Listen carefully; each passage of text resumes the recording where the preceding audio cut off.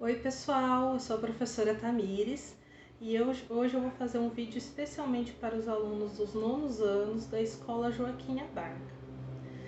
Primeiro eu tô morrendo de saudade de dar aula para vocês, tô sentindo muita falta mesmo, mas a gente tem que se adequar a esses tempos que a gente está vivendo, né? Por que eu tô gravando esse vídeo? Para vocês entenderem os conteúdos que vocês aprenderam na sala de aula e o que vocês estão vendo agora no centro de mídias, para vocês poderem se organizar com os estudos de vocês. Bom, nas 2 primeiras semanas, quando começou as nossas aulas, nós fizemos uma revisão de conteúdos que tinham sido vistos no ano anterior, que foi o 8º ano. Depois dessas 2 primeiras semanas, aí sim a gente entrou realmente no conteúdo que é de nono ano, que foi o primeiro conteúdo a ser estudado, a Primeira República no Brasil, que foi de 1889 a 1930. Antes do Brasil ser república, ele era uma monarquia, e o último monarca que governou o Brasil foi Dom Pedro II. Em 1889, houve a proclamação da República, o Brasil deixa de ser uma monarquia e torna-se uma república. Em 1891, a gente tem a primeira Constituição após a proclamação da República, e nós dividimos esse período da Primeira República em 2 partes, a República da Espada e a República Oligárquica. A República da Espada, ela vai de 1891 até 1894. E ela recebe esse nome por ter sido um momento que o Brasil foi governado por militares, por presidentes militares, Deodoro da Fonseca e Floriano Peixoto. Depois de 1894, o Brasil elegeu um civil para governar, que era o presidente Prudente de Moraes.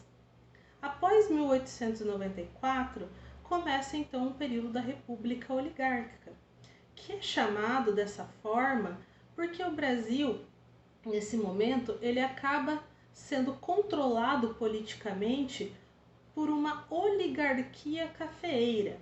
Mas o que é a palavra oligarquia? Oligo vem de poucos, arquia vem de poder, então oligarquia, poder na mão de poucos. E quem são esses poucos?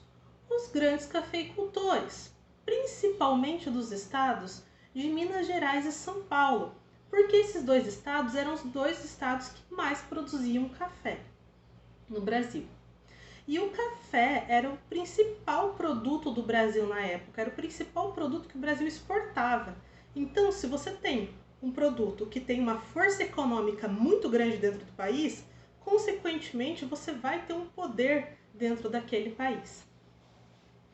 A República Oligárquica, ela tinha algumas características que a gente estudou na sala de aula, como, por exemplo, o coronelismo.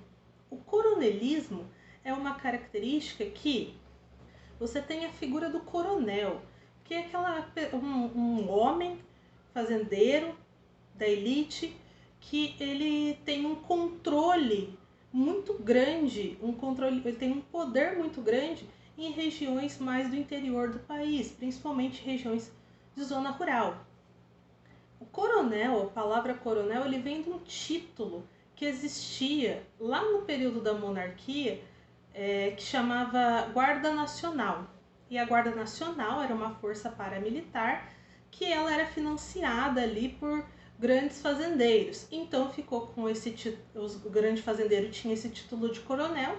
A Guarda Nacional não existia mais, mas o título permaneceu. Então o coronelismo é aquela figura de poder de um grande fazendeiro ali de uma região que ele dominava ali, que ele tinha um certo controle sobre aquele local. É só a gente pensar naquelas novelas, quando tem a imagem do coronel, aquelas novelas de época, né?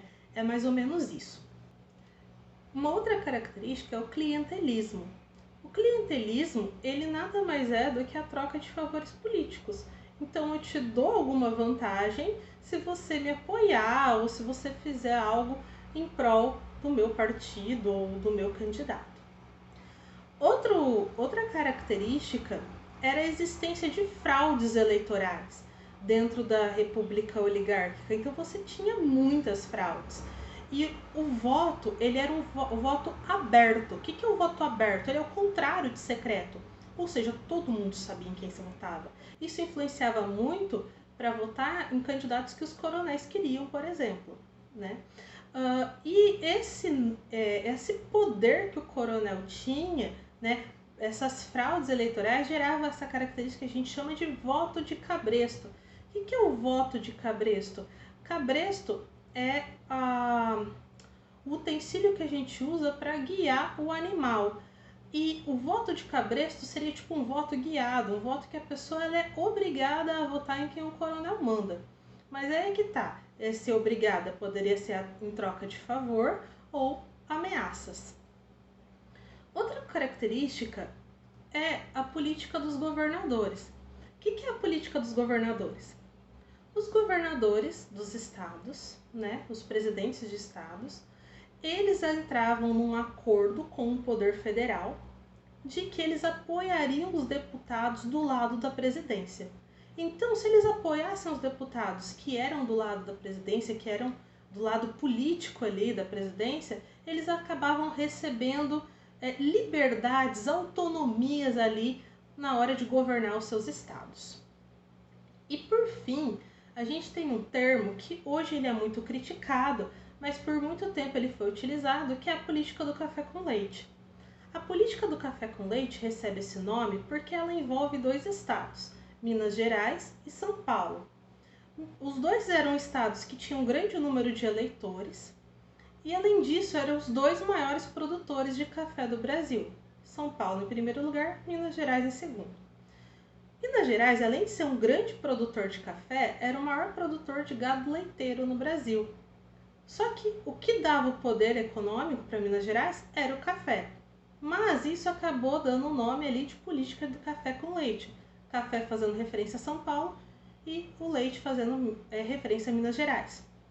Por conta do poder econômico e do grande número de eleitores que esses estados tinham, eles tinham um controle na política nacional. Eles exerciam um certo domínio na política nacional, uma hegemonia. Então eles acabavam indicando candidatos à presidência e esses candidatos eles eram eleitos ali por meio de fraudes eleitorais.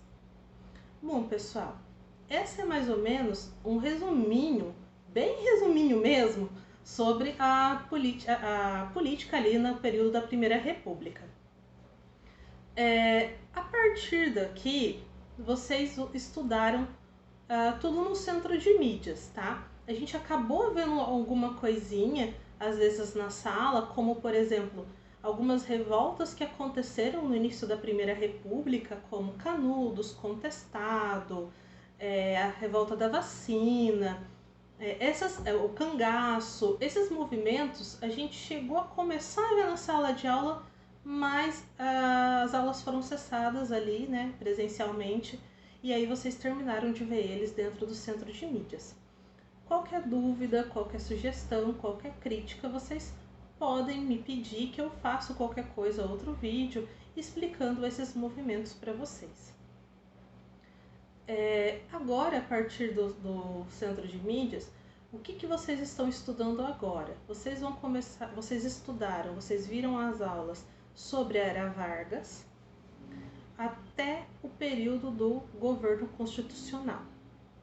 Depois disso, o Centro de Mídias começou a passar aula sobre a Primeira Guerra Mundial. Depois da Primeira Guerra Mundial, o Centro de Mídias passou sobre a Revolução Russa. Tudo bem? Então, e depois também ele passou sobre a crise de 1929. Então, essas são as aulas que nós tivemos até agora. Tudo bem? Então, qualquer dúvida, crítica, sugestão, é só deixar nos comentários ou mandar uma mensagem no privado para mim. Tudo bem, pessoal? É isso.